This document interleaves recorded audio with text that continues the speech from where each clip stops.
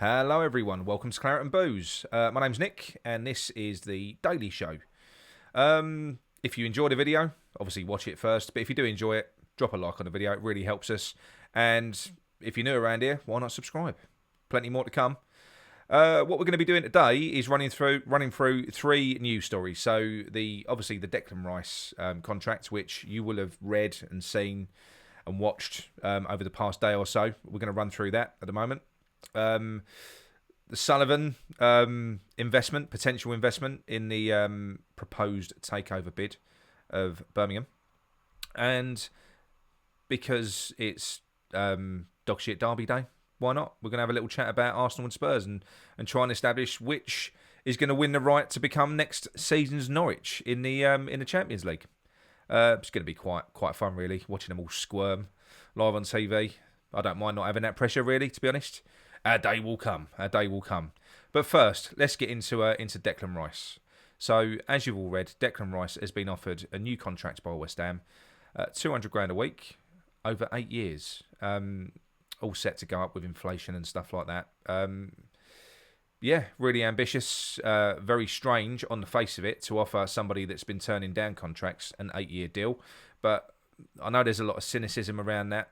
And so there should be. You know, we know the games that this club play sometimes. But I don't think it is a game. I think we're just showing our intent that we want to sign him. I don't think he's going to sign an 8-year deal. I think that this is a start of a negotiation.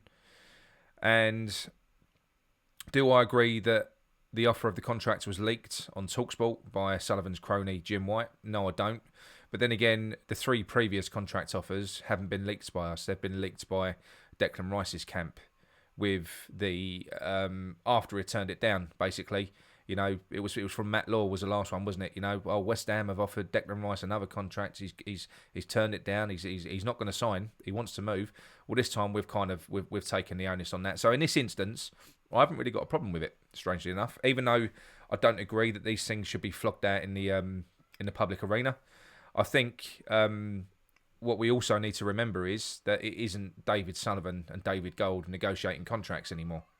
It's not. Ever since David Moyes took over the reins in the summer again, under his new contract terms, he is now in full control of the kitty. And that isn't just the transfer budget, it's the wage budget as well.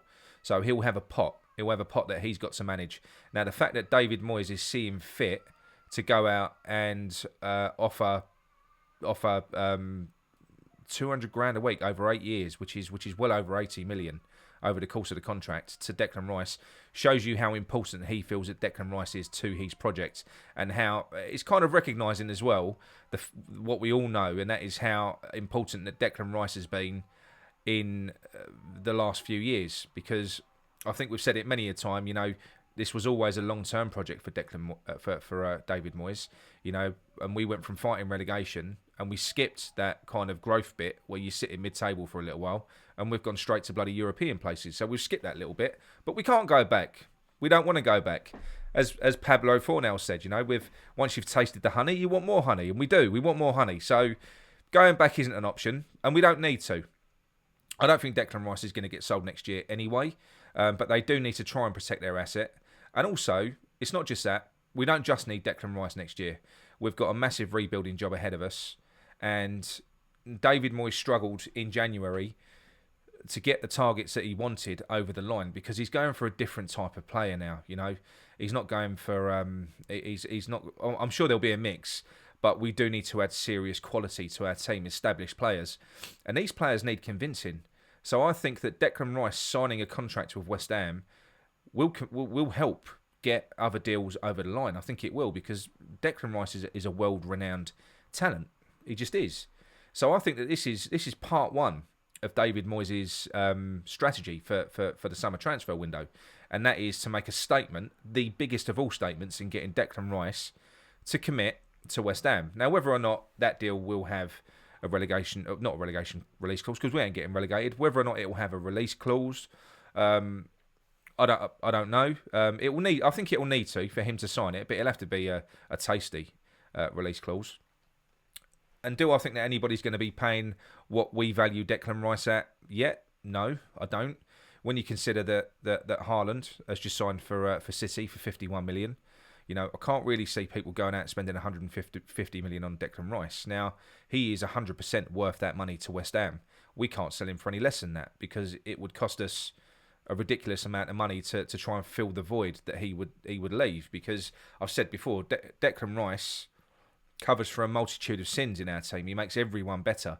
So if Declan Rice goes, you don't just have to replace Declan Rice. You've got to upgrade in other areas in and around him just to stand still. So Declan Rice has to stay, and he's going to stay this year.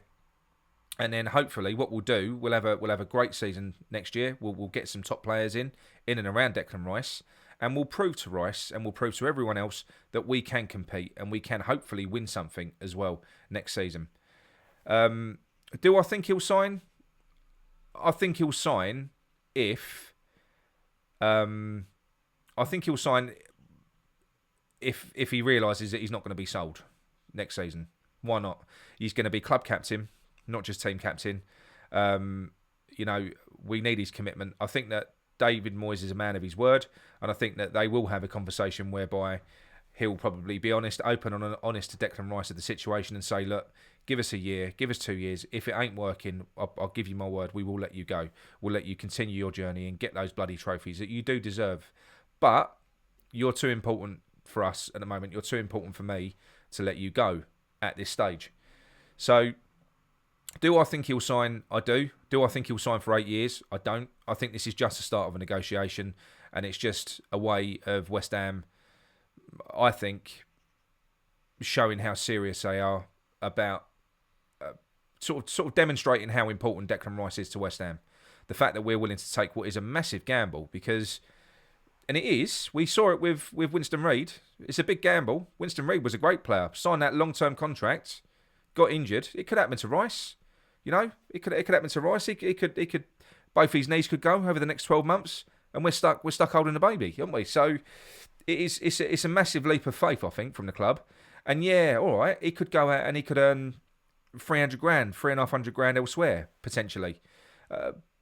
But he wouldn't necessarily be the captain of that club. He might have a Jack Grealish season where Jack Grealish has just gone to Man City for 100 million. Not really getting much game time, is he? When he does play, it's off the bench. Declan Rice don't want that. Declan Rice, Declan Rice wants to play. So I think the Jack Grealish thing is going to signal a lot of changes to mentalities of certain players in the summer. Because if you're Calvin Phillips, are you going to go to Liverpool? Are you going to go to Man City and sit on the bench, risk sitting on the bench and fading into obscurity? Or do you want to play football and represent your country off the back of, doing good things for your club?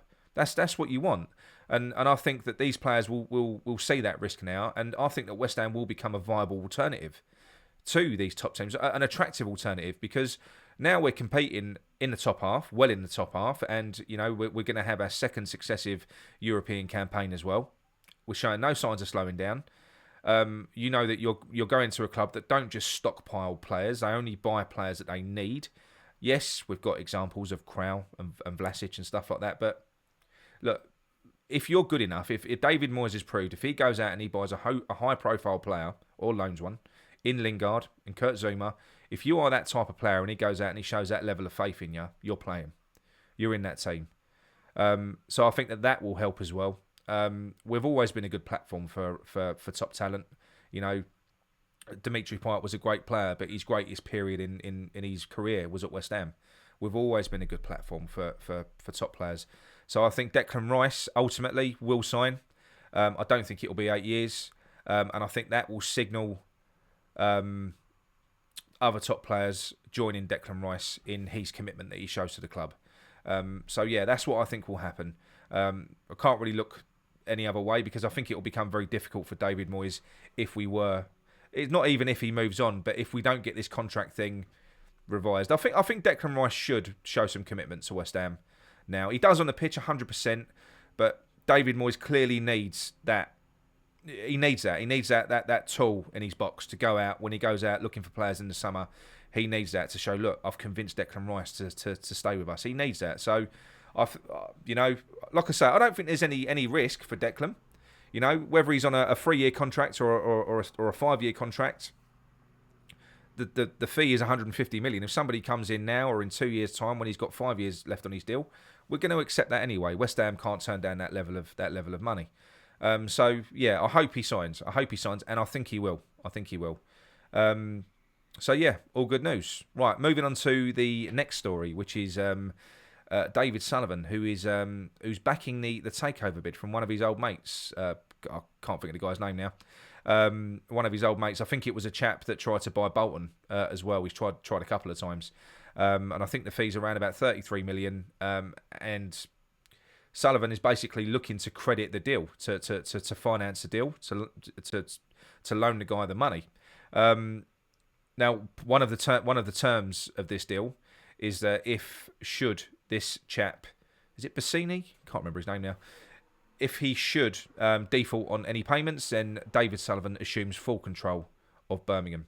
Now, obviously, that could throw up some issues with the Premier League and the Football Association, because I don't think you're allowed to have a controlling stake in two clubs in the same competition. Now, although they're not Premier League, they could be one day. And there are domestic cups. There's domestic cups, the FA Cup and whatever else, where we could potentially face each other. So that could pose issues. But do I believe it? Don't know. I don't know. It's a bit of a strange one. I do believe it. I think David Sullivan's days at West Ham are numbered. They sold Birmingham for a sweet profit, and they're looking at buying them back for far less than what they sold it for, as I understand it. Gentrification has officially found its way to Birmingham, so it's a good opportunity in terms of a property deal, if you like, because I think that's always Sullivan's angle with anything like that, and it is becoming more gentrified now. It is an up and coming part of the country. There's an awful lot of development that needs to happen there before it sort of catches up with the rest of the UK. I'm not a fan of Birmingham. I spent many a day there. Never had a good time. But yeah, I think it's clearly David Sullivan's next stop. I think that's what's going to happen. The only thing that could stop it from happening is the FA could throw a spanner in the works. But yeah, look, it's good. I mean, to be quite honest, I don't like the board. I don't like them at all. But for the past few years, they've been where they need to be. They've been tucked away. They've been filed in a drawer at the back. I know they're always at the games and stuff like that, but I don't care about them anymore. Now we're doing okay.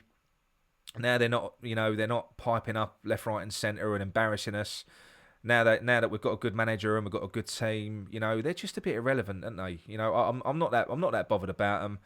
We've got Krasinski that's come in. Obviously, that is a deal that perhaps isn't as attractive now as what it was before the Russia-Ukraine war, because as we know, some of Krasinski's investments have been hammered in that. So we don't know where that leaves him money wise, but as I've been led to believe, he's still a very wealthy guy. Yes, it has impacted him, but we're still more than okay. We've got a massive budget. Apparently, we've got a huge budget for the summer because we haven't really spent for a while. So yeah, I think we're going to be okay. I will be happy when Sullivan and Gold go, because it will be the end of that chapter. And I think that's probably going to be the only time really that West Ham fans can really start to embrace the new place, and we'll have to. And I think we have already. It's all about making memories, and we've started doing that this season. There's been some great nights over there. There's been some shitters as well, but there's been some great nights. So yeah, it's quite an interesting one. Back to the future. Sullivan going back to Birmingham. I wonder how the Birmingham fans, the Birmingham faithful, feel about that, because obviously they blamed Golden Sullivan for all of their woes, didn't they? But things have just gone fucking from bad to worse ever since they've left. So that be careful what you wish for thing. Maybe they had it back to front. Maybe they'd have been better off if they'd have retained Golden Sullivan. Don't know. I mean, they are useless owners, but they're not the worst by any means. They're not the worst. So there's far worse out there. So I think, yeah, maybe the Birmingham faithful might maybe they'll forgive and forget. I don't think Sullivan gives a shit either way. If he wants to buy it, he'll buy it. So it'd be interesting, but at least he'll be out of our hair, won't he? Right, so that's that. Right, moving on to the big game. Thursday night, I think we're all going to be watching that. You know, the North London derby, or as I like to call it, the dog shit derby. As we know, it's a battle for fourth place. Now, Arsenal are 4 points ahead of Spurs. So even if they lose, even if Spurs win, Arsenal are still 1 point in front. But they've both got quite tricky games coming up for the final 2 games of the season following this as well. But yeah, it's people have been touting it on the radio. They've been touting it saying, this is the biggest game of the season. This is that 2 powerhouses. Are they really? Whichever one of them, win that game. I mean, they're okay. They're good teams, but they're fucking light years away from the likes of Man City and Liverpool. They're never going to challenge in the Champions League. They'll end up dropping down into the Europa. That's all they'll do. So the prize, I suppose, is the prize money for qualifying for the Champions League. But the reality is, whichever of them make it are just going to end up being the equivalent of what Norwich were to the Premier League this year in that competition. That's all they're going to be. Going to be whipping boys, aren't they? So yeah. And like I say, I think we certainly weren't ready for it now. I don't think they're ready for it. I don't think Arsenal or Tottenham are ready for it at the moment. I don't think they're that further ahead than us in terms of development and in terms of their team. And if Man City can't win the bloody thing, what chance have they got? So, like I say, I would have loved to have made it to the Champions League just because we've made it, just because it's a prize. But once you'd made it, you'd then be shitting yourself, wouldn't you? You'd be thinking, oh my god, imagine that. Imagine getting drawn into a group of death in the Champions League. It'd be embarrassing. Every game televised. Against Bayern Munich, PSG, Real Madrid, all these teams. You'd be like, oh, no thanks. So, like I say, when we do qualify for the Champions League, if we ever do, I want us to be ready for it. I don't think we are ready for it. I don't think even with a good bit of investment in the summer, we would be ready for it. We're a long way off, but we are on the up and we're improving. So, Europa League, even the Europa Conference League, they're kind of, that's where we are. They're competitions that we can win. We can compete to win, which we have done this year. We did compete to win.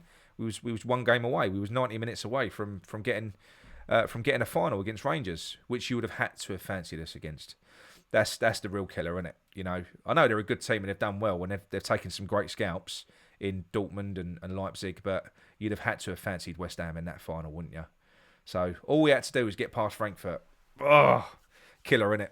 But it just goes to show you how far we've come as a club. Yeah, it's a second tier of European competition, but I think it's for me the Champions League. It's like the Harlem Globetrotters, isn't it? It is. I mean, there have been some good games in it this year. Don't get me wrong. There's been some amazing games, but yeah, when we get there, we will have earned it. And I think next season, I think we're going to do really well. I think we will. Whether or not we'll get top 6 again, whether or not we'll push the top 4, I don't know. But I can't see us, especially if we retain Declan Rice and we make this investment that we need to make. We ain't going to go backwards. We're only going forwards. So yeah.